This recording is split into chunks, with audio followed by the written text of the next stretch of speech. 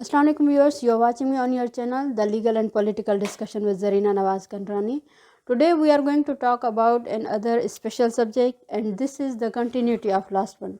जैसे कि आखिर में लास्ट वीडियो में हमने डिस्कस की थी about the registration of FIR, case कैसे रजिस्टर्ड होता है, तो ये भी उसी का एक सेकंड स्टेप है। अगर एफआईआर रजिस्टर्ड होता है तो क्या होता है। आपको मैंने पहले बताया कि एफआईआर जब भी रजिस्टर्ड होता है तो वो कॉग्नाइजेबल ऑफेंस में रजिस्टर्ड होता है। कॉग्नाइजेबल ऑफेंस का मतलब होता है कि दस्तंदाजी, जिसमें पुलिस डायरेक्टली अप्रोच करती है इन केस में और अंडर सेक्शन 156 सीआरपीसी में इन्वेस्टिगेशन स्टार्ट कर देती है and without permission of magistrate. तो वो without the permission of magistrate और विदाउट वारंट के वो किसी भी आदमी को इस केस से रिलेटेड अरेस्ट कर सकता है और अपनी इन्वेस्टिगेशन भी स्टार्ट कर सकता है।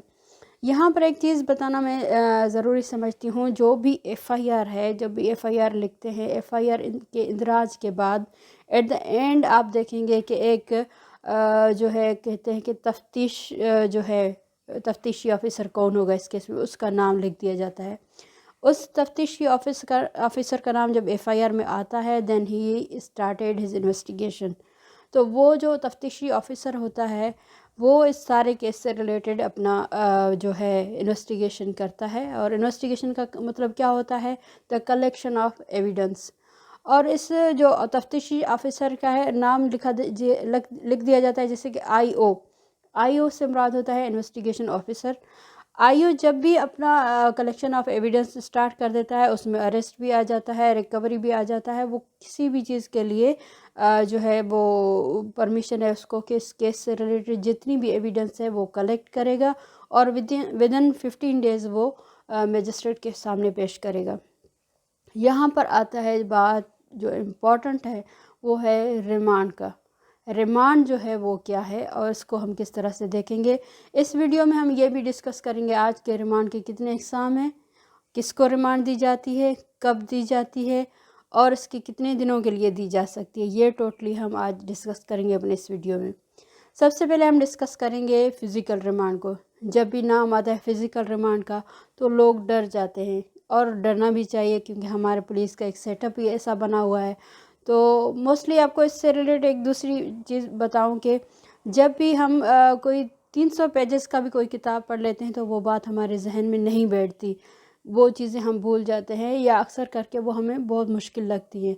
मगर उसी 300 पेजेस का अगर वो समरी बना के कोई वीडियो बना लेते हैं 5 मिनट का 10 मिनट का, वो हमारे जहनों में फ़िक्स हो जाती है। हम इंटरेस्ट से देखते हैं, उसका जो विजुअल है तो वो जो विजुअल है वो हमारे माइंड में बैठ जाती है और हम खुद को उसी के करैक्टर में देखते हैं।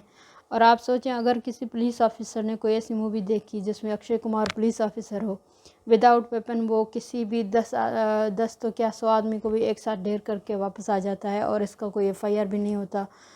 तो ये सारी चीज़ें लिंक इस वजह से मैं आपको ये चीज़ बता रही हूँ कि हमारी जो अंडर डेवलपिंग कंट्रीज़ हैं मोस्टली इनका सारा अलमिया ये होता है कि पुलिस जो होता है मोस्टली वो अपने आप को उस करेक्टर में देखता है।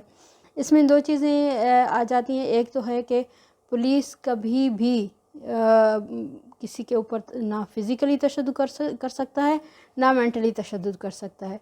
IO is bound to collect the evidence only, it doesn't mean he go to start कोई तशद्दुद नहीं कर सकता। इवन इसमें यहाँ तक हमारे कानून में नरमी है कि अगर अक्यूज़ आपको आंसर ना भी करे, you are not going to force him to give you the answer.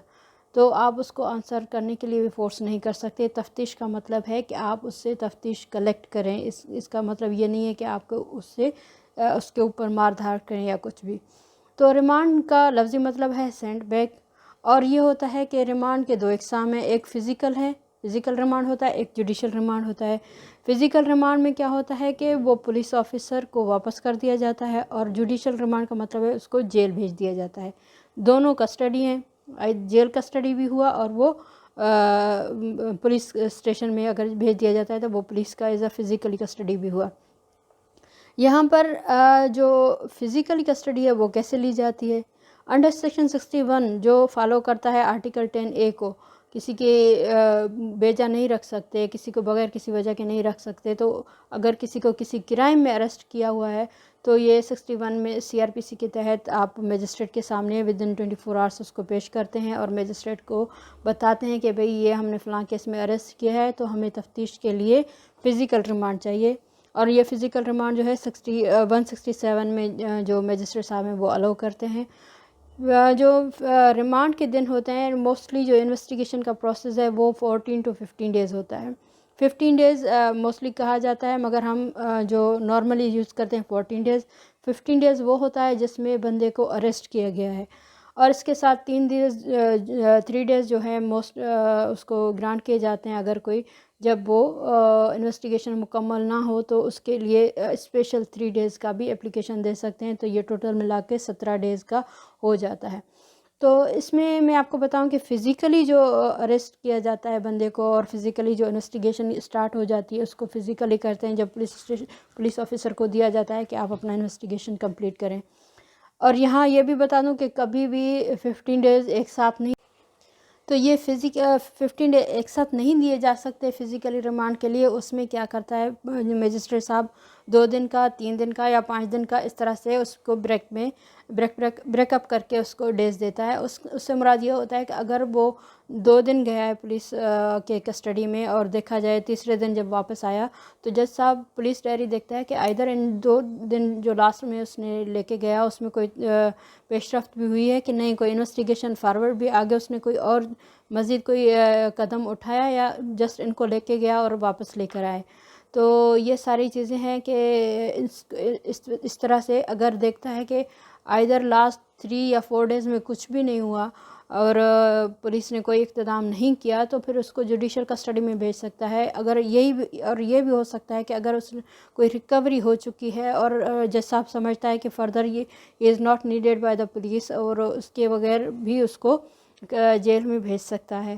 تیسرا اگر جج صاحب یہ دیکھے کہ اگر اس کے اوپر تک کوئی تشدد ہوا ہے اکیوز کے اوپر اور اکیوز کو میڈیکل سرٹیفکیٹ کے لیے اور یا میڈیکل ایگزامینیشن کے لیے بھیج دیتا ہے اور ساتھ میں اس کو جوڈیشل کسٹڈی میں دے دیتا ہے اور اس کو پولیس کسٹڈی میں نہیں دیا جاتا.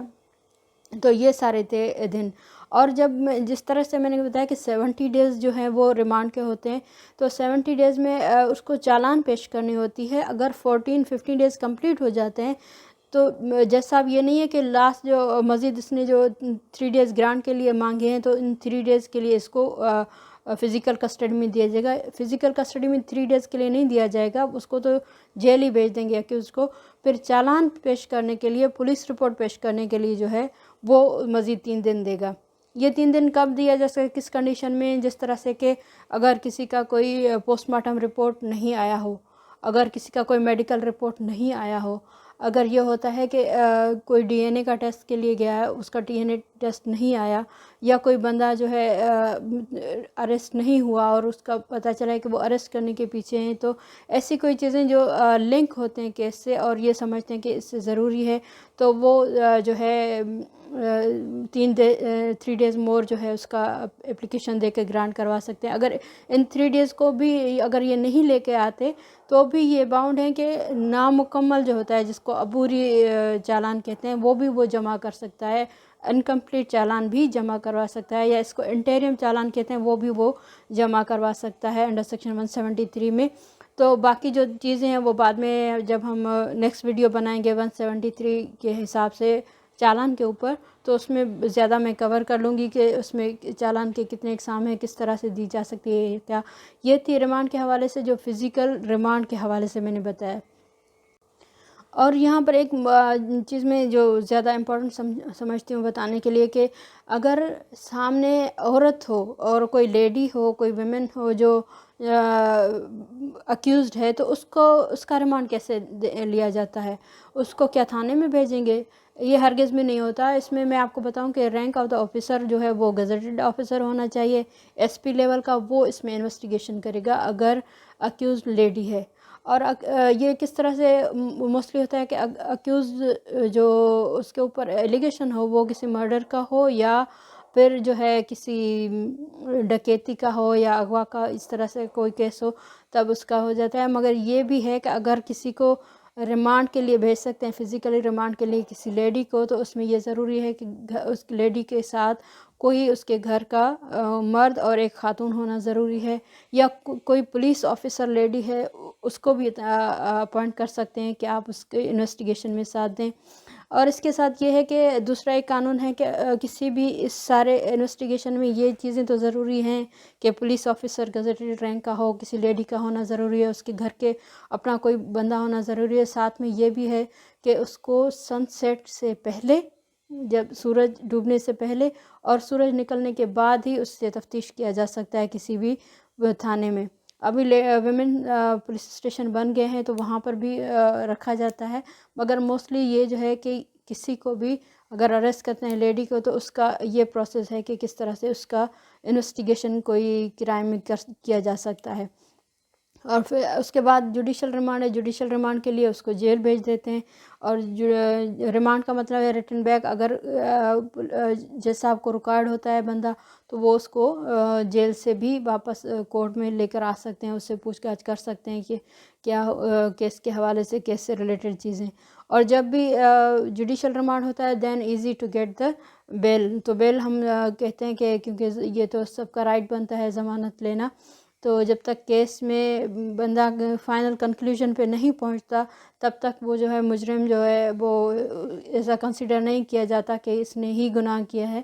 جب تک فائنلائز نہیں ہو تب تک اس کے پاس ریمیڈی ہے اویلیبل کہ وہ ضمانت لے سکتی ہے 497 میں CRPC کے تحت۔ اور یہ ٹوٹل تھا ریمانڈ کے حوالے سے۔ اگر ہم آگے جائیں گے ہم دیکھیں گے کہ چالان کیا ہے، کس طرح سے پیش کرتا ہے، وہ ہم نیکسٹ ویڈیو بنائیں گے، یا ایک ایسا ویڈیو ہم بنانا چاہتے ہیں جس میں ہم FIR رجسٹریشن سے لے کر ٹو دا اینڈ ججمنٹ تک، یا ہم اس کو ایویڈنس تک جو پروسیس ہے کرمنل پروسیجر کوڈ کا وہ ہم آپ کو بتا سکیں گے۔